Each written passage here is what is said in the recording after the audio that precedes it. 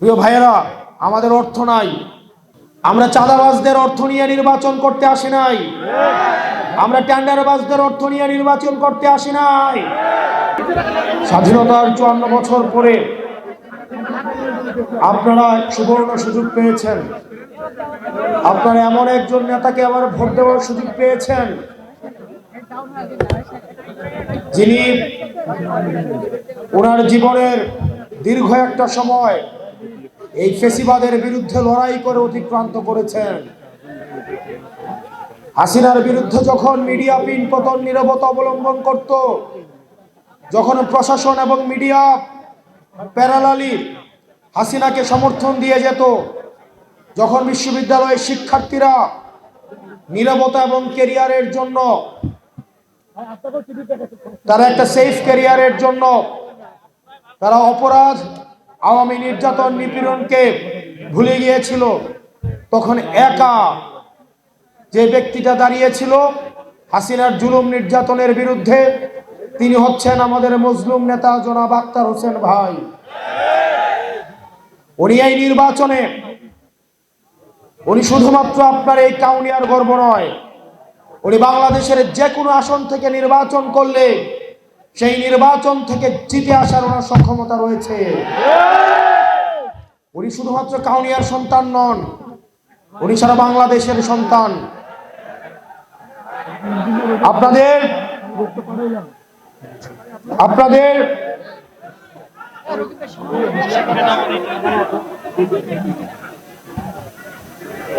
আপনাদের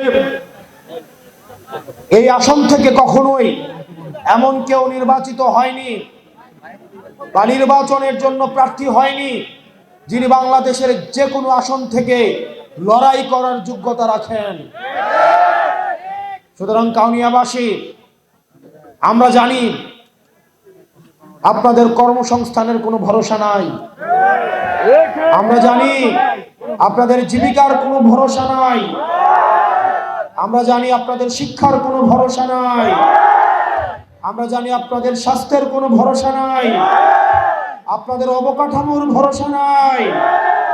কিন্তু এই ভরসা নাইয়ের অবস্থায় অগ্রদূত হয়ে এসেছেন আমাদের জনাব আক্তার হোসেন ভাই। ওনার দায়িত্ব আপনাদেরকেই নিতে হবে।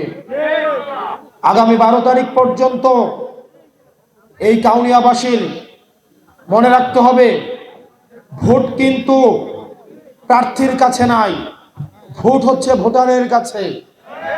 সেজন্য এইখানের প্রত্যেকটা মানুষ, আপনারা যারা আছেন, প্রত্যেকটা মানুষ এক একজন আক্তার হোসেন হয়ে উঠতে হবে। আক্তার হোসেন একটা ইউনিয়নে গেলে উনি যেভাবে ভোট চায়, ঠিক সেভাবে উনার অনুপস্থিতিতে আপনারা উনার জন্য কাজ করতে হবে।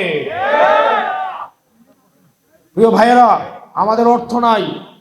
আমরা চাঁদাবাজদের অর্থ নিয়ে নির্বাচন করতে আসি নাই।